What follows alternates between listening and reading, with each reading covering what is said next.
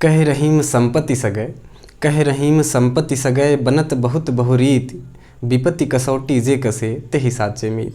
अर्थात रहीमदास जी कहते हैं कि जब आप के पास धन दौलत हो, आप समृद्ध हो और या तो कहीं ऊंचे पद पर हों, मंत्री हों, तो बहुत सारे आपके रिश्तेदार मित्र बन जाते हैं। बहुत प्रकार से रिश्तेदारी निकाल कर कि वो हमारे मौसा के यहाँ से वहाँ रिश्तेदारी है या फूफा हैं, ठीक। लेकिन जब आप विपत्ति में हो, उस समय जो आपका साथ दे, आपको कहे कि नहीं ये मेरे रिश्तेदार हैं और आपके साथ लगा रहे, ये मेरे मित्र हैं, उस समय भी तो वही सच्चा मित्र है। अंतिम दम तक आपकी विपत्ति के समय आपके साथ खड़ा हो, वही आपका सच्चा रिश्तेदार, सच्चा मित्र है। प्यारे बच्चों, आज हम लोग हिंदी के काव्यखंड का, कक्षा 9 के हिंदी के काव्यखंड का तीसरा अध्याय रहीमदास जी को देखेंगे, उनके दोहे को। आइए अध्ययन करते हैं। जो रहीम उत्तम प्रकृति, का करि सकत कुसंग, चंदन विष व्यापत नहीं, लिपटे रहत भुजंग। रहीमन लिपटे रहत भुजंग। प्यारे बच्चों, क्या है? दोहा। दोहा शीर्षक भी है, दोहा पढ़ना भी है, ठीक। और दोहा क्या है? दोहा छंद है। कैसा छंद है? मात्रिक छंद है। मात्रिक छंद में भी अर्ध सम्मात्रिक छंद, जिसके पहले और तीसरे चरण में 13-13 मात्राएं, दूसरे और चौथे चरण में 11-11 मात्राएं, ठीक। देखते हैं क्या है रहीमदास जी का दोहा। कि सबसे पहले संकेत डाल लेंगे, ठीक है। सबसे पहले संकेत डालेंगे कि जो रहीम, फिर अपूर्ता सूचक चिन्ह, रहत भुजंग, फिर उसके बाद संदर्भ। संदर्भ क्या है? कि वही प्रस्तुत पद्यांश या प्रस्तुत दोहा या प्रस्तुत पंक्तियां हमारी पाठ्य पुस्तक हिंदी के काव्यखंड में संकलित दोहा नामक शीर्षक से उद्धृत है या लिया गया है, जिसके रचयिता रहीमदास जी हैं, ठीक, या कविवर रहीम है, ठीक है प्यारे बच्चों। अब उसके बाद प्रसंग। प्रसंग क्या है? प्रसंग डाल लेंगे इसका। प्रसंग यानी मूल भाव क्या है, इसमें बातें कही क्या जा रही हैं, संक्षिप्त में कहना है कि प्रस्तुत दोहे में श्रेष्ठ व्यक्तियों के चरित्र की दृढ़ता पर प्रकाश डाला गया है कि उत्तम प्रकृति का जो व्यक्ति है, श्रेष्ठ प्रकृति का जो व्यक्ति है, उसकी चरित्र की दृढ़ता, किस प्रकार का उसका चरित्र होता है, उसी का यहाँ पर वर्णन है, ठीक है प्यारे बच्चों। व्याख्या देख लेते हैं। कठिन शब्द का अर्थ पहले जान लेते हैं कि जो रहीम, कि रहीमदास जी कहते हैं उत्तम प्रकृति। उत्तम प्रकृति यानी श्रेष्ठ स्वभाव वाला, अच्छे स्वभाव वाला जो व्यक्ति होता है, उसका का करि सकत कुसंग। कुसंग का अर्थ है बुरी संगति। चंदन विष, विष का अर्थ जहर ही, व्यापत नहीं, ग्रहण नहीं करता है। चंदन यानी चंदन का वृक्ष जो है विष को ग्रहण नहीं करता है, भले ही लिपटे रहत भुजंग का अर्थ होता है सर्प। क्या है कि रहीमदास जी कहते हैं, कि जो व्यक्ति उत्तम आचरण वाला, उत्तम स्वभाव वाला होता है, उत्तम प्रकृति का होता है, प्रकृति यानी स्वभाव, कि उत्तम श्रेष्ठ स्वभाव वाला होता है, दृढ़ निश्चय वाला होता है। पहले उत्तम स्वभाव फिर दृढ़ निश्चय। बुरे स्वभाव वाले भी दृढ़ निश्चय मिलते हैं। पहले स्वभाव अच्छा हो, श्रेष्ठ व्यक्ति हो, उत्तम आचरण वाला हो, फिर दृढ़ जो है कि संकल्प हो। कि जो व्यक्ति उत्तम स्वभाव वाला, श्रेष्ठ स्वभाव वाला और दृढ़ संकल्प वाला होता है, वह, उसका बुरी संगति भी कुछ बिगाड़ नहीं सकती। यानी वो गलती से कहीं भी बुरी संगति में चला गया, ऐसे कार्य में है जहाँ पर रहना, उसको कुछ दिन के लिए रहना पड़ रहा है, तो भी उसके चरित्र पर, उसके स्वभाव पर उस बुरी संगति का प्रभाव नहीं पड़ेगा। क्यों? क्योंकि उत्तम प्रकृति का है। इसलिए अपने आप को उत्तम प्रकृति का बनाइए। पहले उत्तम प्रकृति का होना आवश्यक है, फिर आप कहीं भी रहिएगा, तब आप बच सकते हैं। तो क्या है कि रहीमदास जी कहते हैं जो व्यक्ति उत्तम स्वभाव वाला, श्रेष्ठ स्वभाव वाला और दृढ़ निश्चय वाला होता है, उसकी बुरी संगति भी कुछ बिगाड़ नहीं सकती। अर्थात वो कहीं बुरी संगति में कुछ दिन रह भी गया, तब पर भी उसका वो बुरी संगति, बुराइयां कुछ बिगाड़ नहीं सकती हैं। यह बात उसी प्रकार से है जिस प्रकार से चंदन विष व्यापत नहीं, कि चंदन का वृक्ष विष को जहर को ग्रहण नहीं करता, भले ही लिपटे रहत भुजंग उसके चारों तरफ, अंग अंग में भुजंग यानी सर्प लिपटे क्यों न रहें। चंदन के वृक्ष पर बहुत सारे सर्प लिपटे होते हैं क्योंकि उसका सुगंध और शीतलता मिलती है, इसलिए कि भले ही न जाने कितने भुजंग उसके अंग अंग में, भुजंग यानी सर्प उसकी अंग अंग में यानी उसको चारों तरफ से क्यों न जकड़े हों, फिर भी चंदन का वृक्ष उसके विष को ग्रहण नहीं करता है। उसी प्रकार से श्रेष्ठ व्यक्ति होते हैं, उत्तम व्यक्ति होते हैं। ठीक है, अब क्या है प्यारे बच्चों, इसका व्याख्या इस प्रकार से। फिर काव्यगत सौंदर्य यानी क्या क्या सुंदरता है इसमें। भाषा क्या है इनकी, ब्रज है। छंद क्या है, दोहा। जो बता रहे हैं वो सब में चलेगा, सिर्फ अलंकार हम बताते चलेंगे। ठीक है, कि भाषा वही जो है कि ब्रज, छंद दोहा, रस क्या है, रस शांत रस। अलंकार क्या है प्यारे बच्चों इसमें अलंकार क्या है, का करी सकत कुसंग, क वर्ड की आवृत्ति यहाँ पर दिख रही है। ठीक है, विश्व व्यापत नहीं, व वर्ड की आवृत्ति दिख रही है। ठीक है, जब व्यंजन वर्डों की आवृत्ति हो वहाँ पे अनुप्रास अलंकार होता है। आवृत्ति का मतलब दोहराव, ठीक, दोहराव हो क्रमशः, तो क्या हो गया, अनुप्रास अलंकार हो गया। फिर उसके बाद दृष्टांत अलंकार है। प्यारे बच्चों, जो ऊपर वाली लाइन है उसको नीचे वाली लाइन से प्रमाणित किया जा रहा है कि उत्तम प्रकृति वाले व्यक्ति का स्वभाव कैसा होता है। ठीक उसी प्रकार से होता है जैसे चंदन के वृक्ष का होता है। ठीक है, बिंब प्रतिबिंब वाली बात। ठीक, तो दृष्टांत अलंकार। प्यारे बच्चों, अगला देखते हैं हम लोग। रहीमन प्रीति सराहिए, मिले होत रंग दूं, ज्यों जर्दी हरदी तजय, तजय सफेदी चूनो, रहीमन तजय सफेदी चून। प्यारे बच्चों, उसी प्रकार से संकेत, संदर्भ वही पूर्वत, सभ्य पूरा में वही चलेगा। प्रसंग बदलेगा प्यारे बच्चों। हर में क्या है प्रसंग, क्या बातें क्या कही जा रही हैं कि प्रस्तुत दोहे में सच्चे प्रेम की विशेषता बताते हुए उसकी सराहना की गई है। सराहिए कि सच्चा प्रेम कैसा होता है वो बताते हुए उसकी सराहना की गई है। अब बताया क्या गया है प्यारे बच्चों कि प्रीति यानी प्रेम सराहिए, सराहना करने योग्य है। क्या, मिले होत रंग दून, दो गुना हो जाते हैं, मिलते ही उसका रंग दो गुना हो जाता है। ज्यों जिस प्रकार से जर्दी हरदी, यहाँ पर हरदी तजय, हरदी त्याग कर देती है, किसके, जर्दी का अर्थ होता है पीलेपन का। ठीक है, तजय सफ़ेदी चून, और चूना त्याग कर देता है अपने सफ़ेदी का, और दोनों मिलके लाल हो जाते हैं। ठीक, हल्दी और चूने को मिलाओगे, प्रैक्टिकल कर लेना प्यारे बच्चों। हल्दी को लोगे और चूने को थोड़ा थोड़ा भिगो के फिर उसको जब मिलाओगे तो वह चूना न सफ़ेद रह जाएगा, न हल्दी पीली रह जाएगी, वो लाल हो जाएंगे। ठीक, तो क्या कह रहे हैं यहाँ पे रहीमदास जी? रहीमदास जी कहते हैं कि कविवर रहीम कहते हैं कि ऐसे प्रीति की सराहना की जानी चाहिए जिसके मिलने पर वह दूसरा रंग धारण कर ले या प्रेम दोगुना हो जाए।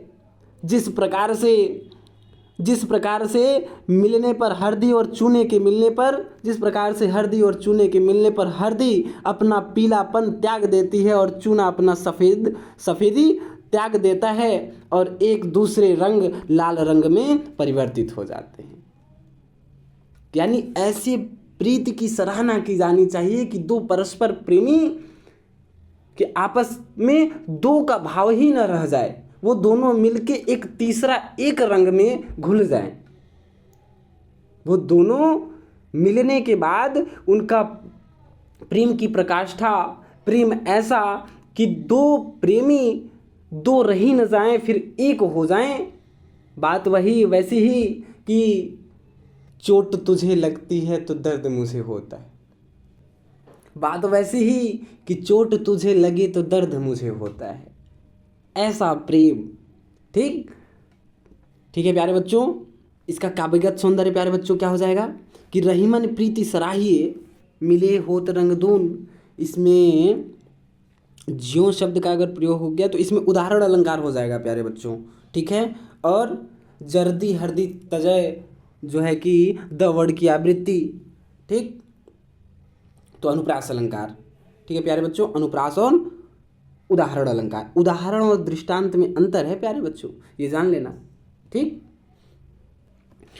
टूटे सुजन मनाए जो टूटे 100 बार, रही मन फिर पोइए टूटे मुक्ता हार, और रही मन टूटे मुक्ता हार। प्यारे बच्चों क्या है कि संकेत वैसे ही, संदर्भ पूर्वक प्रसंग क्या है इसका कि प्रस्तुत दोहे में सज्जनों का या सज्जन व्यक्ति का महत्व बताया गया है कि सज्जन व्यक्ति का क्या महत्व होता है, भले वो रूठ जाएं तो उन्हें मना लेना चाहिए। और फिर व्याख्या कि टूटे का अर्थ है रूठे हुए, टूटे का अर्थ है रूठे हुए, सुजन का मतलब सज्जन, यानी सज्जन व्यक्ति आपसे रूठ गए हैं तो उन्हें मनाइए, मना लेना चाहिए। जो टूटे 100 बार, अगर 100 बार भी, टूटे का अर्थ रूठे से है कि 100 बार भी अगर आपसे रूठ जाते हैं, आपकी गलतियों से आपको समझा रहे हैं, आप मान नहीं रहे हैं, आपसे रुष्ट हो जा रहे हैं, मतलब आपसे किसी भी कारण वो रुष्ट हो गए और वह सज्जन हैं, तो उन्हें 100 बार भी अगर वो रूठते हैं तो मना लेना चाहिए। 100 बार का अर्थ यानी बार बार भी रूठते हैं तो उन्हें मना लेना चाहिए। कि रहीमन फिर पोइए, कि रहीमदास जी कहते हैं फिर यानी बार बार पोइए, पिरो लीजिए टूटे मुक्ताहार, कि टूटे हुए मुक्ताहार का अर्थ, मुक्ता का अर्थ होता है मोती, मोतियों के हार को जैसे जिस प्रकार से बार बार पिरोया जाता है। ठीक है, क्या है कि कविवर रहीम जी कहते हैं कि अगर सज्जन व्यक्ति सुजन, अगर सज्जन व्यक्ति आपसे रूठ गए हैं तो उन्हें मना लेना चाहिए, यदि वो अनेक बार ही क्यों ना रूठें, भले ही वो कई बार क्यों ना रूठ जाएं, क्योंकि रहीमन फिर पोइए टूटे मुक्ताहार, की जिस प्रकार से कीमती मोतियों की माला को के टूटने पर हम उसे बार बार पिरो लेते हैं। मोतियों की माला है, अब वो कितनी बार क्यों न टूटे हम उसको बार बार पिरो लेते हैं, उसी प्रकार से सज्जन व्यक्ति को भी मना लेना चाहिए, वो चाहे कई बार क्यों न रूठे। अगर वो सज्जन हैं तो अगर वास्तव में आप उन्हें मनाना चाहते हैं प्रेम से तो मान ही जाएंगे। ठीक, बस उनको ये जो है बस विश्वास हो जाए कि आप फिर से इस प्रकार की गलतियां दोबारा नहीं करेंगे। ठीक प्यारे बच्चों, काव्यगत सौंदर्य क्या है इसमें? काव्यगत सौंदर्य कि भाषा वही, प्यारे बच्चों भाषा वही ब्रज, छंद दोहा, रस शांत रस, अलंकार। ठीक, अलंकार क्या है इसमें? अलंकार वही अनुप्रास और दृष्टांत।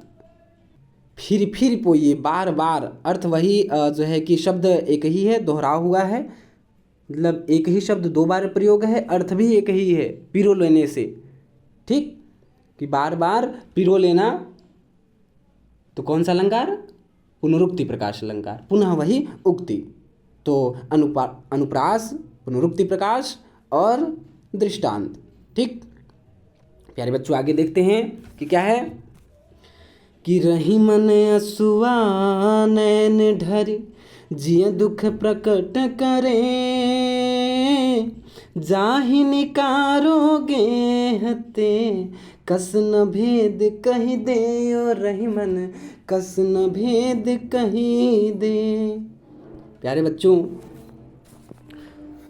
प्रसंग और सब जो नहीं बता रहे वही पहले की बात ही रहेगा। संकेत, संदर्भ, संकेत तो डाल ही लेंगे आप लोग कि रहीमन असुआ, फिर उसके बाद अपूर्णता सूचक चिन्ह कही दे, संदर्भ पूर्वक। प्रसंग क्या है कि प्रसंग है कि प्रस्तुत दोहे में घर से निकाले गए व्यक्ति के व्यवहार पर प्रकाश डाला गया है।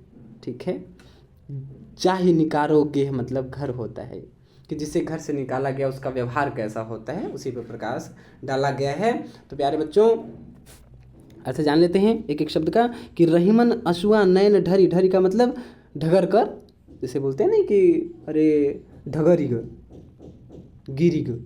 ठीक, तो ढगर कर यानी नैन से निकल कर, जिय दुख यानी हृदय के दुख को प्रकट करे कर देते हैं, जाहि निकारो गेहते, जाहि मतलब जिसको निकारो निकारते हैं, गेह यानी घर ते मतलब से घर से, कस न भेद कह दे, क्यों न भेद कह देगा। ठीक है, उसी प्रकार से क्या बच्चों कि रहीमदास जी कहते हैं कि अपने आंसुओं को अपने नैन में छिपा कर रखिए, क्योंकि वो नैन से निकलने के बाद, नेत्रों से निकलने के बाद अंदर के दुख को प्रकट कर देते हैं। जिस प्रकार से जाहि निकारो घेते, कि जिसे घर से निकालने के बाद वो बाहर जाके सारे भेद को बता देता है। विभीषण की याद आ रही होगी, ठीक है, कि वही बात कि अपने नेत्रों के आंसुओं को संभाल कर रखिए, क्योंकि वो नैन से, नेत्रों से ढलने के बाद, निकलने के बाद हृदय के दुख को प्रकट कर देते हैं। जिस प्रकार से जिसे हम घर से निकाल देते हैं, या घर से निकालने पर जो व्यक्ति, जिस व्यक्ति को घर से निकाल दिया जाए, वो बाहर जाके सारे भेद को कह देता है, ठीक है। अच्छा, तो बात क्या है कि आंसुओं को निकलने न दे। क्यों? क्योंकि वही बात है कि रहीमन निज मन की व्यथा, मन में राखिए गोय, सुनी ठिलई हैं लोग सब बाट न लई हैं कोय। वही बात है, ठीक है। इसलिए रहीमदास जी कहते हैं कि आंसुओं को भी अपने बचा कर रखिए, ठीक। लेकिन क्या करें, जो ज़्यादा भावुक होते हैं, भाव वाले होते हैं, निकल ही जाता है। प्यारे बच्चों, क्या है कि काव्यगत सौंदर्य में क्या है? भाषा वही ब्रज, छंद दोहा, रस शांत, ठीक, और अलंकार क्या है? अनुप्रास और दृष्टांत, ठीक है। अनुप्रास और दृष्टांत अलंकार है। कह रहीम संपत्ति सगे, बनत बहुत बहुरीत, विपत्ति कसौटी जे कसे, तेहि साचे मीत, और रहीमन तेहि साचे मीत। प्रसंग क्या है प्यारे बच्चों? कि प्रस्तुत दोहे में सच्चे मित्र के गुण बताए गए हैं। क्या है? कि प्रस्तुत दोहे में सच्चे मित्र के गुण बताए गए हैं। और व्याख्या, कह रहीम संपत्ति सगे, ठीक है, कि संपत्ति से सगे यानी अपने मित्र, यानी अपनी संपत्ति को देखकर सगे बन जाते हैं, एकदम घनिष्ठ बन जाते हैं, मित्र बन जाते हैं। बनत बहुत बहुरीति, बहुत प्रकार से, रीति का अर्थ है कि बहुत प्रकार से, बनत बन जाते हैं बहुत बहुरीति, बहुत से बहुत प्रकार से।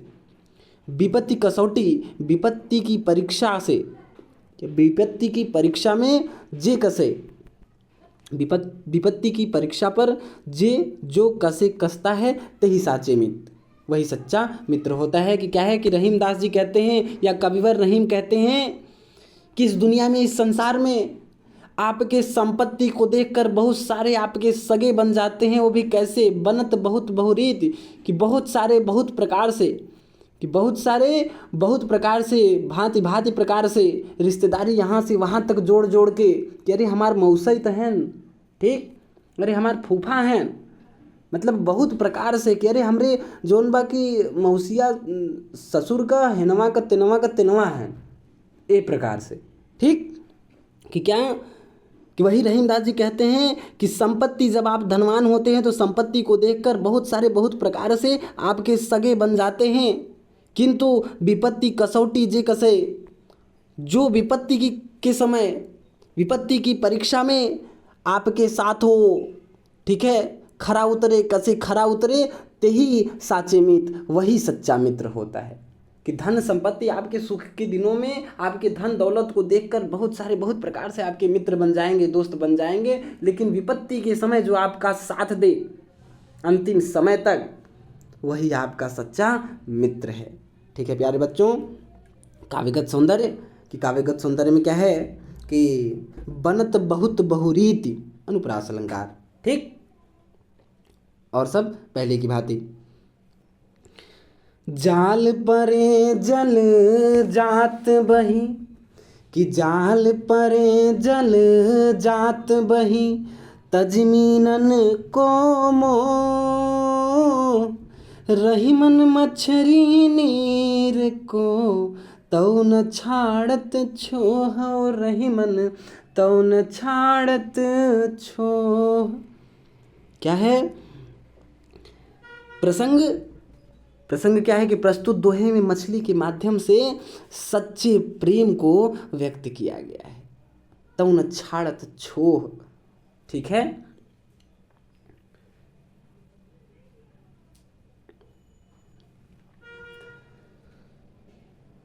शब्द क्या है, जाल परे जल जात बही, कि जाल के पड़ने पर जल यानी जल पानी जात बही बह जाता है। तज मीनन का अर्थ है मछली को मोह, मछली के मोह को छोड़कर वह बह जाता है।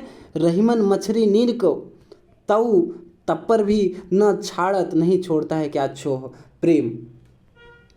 क्या है कि रहीमदास जी कहते हैं कि रहीमदास जी क्या कहते हैं कि सच्चे प्रेम को देखना हो तो मछली से सीखो।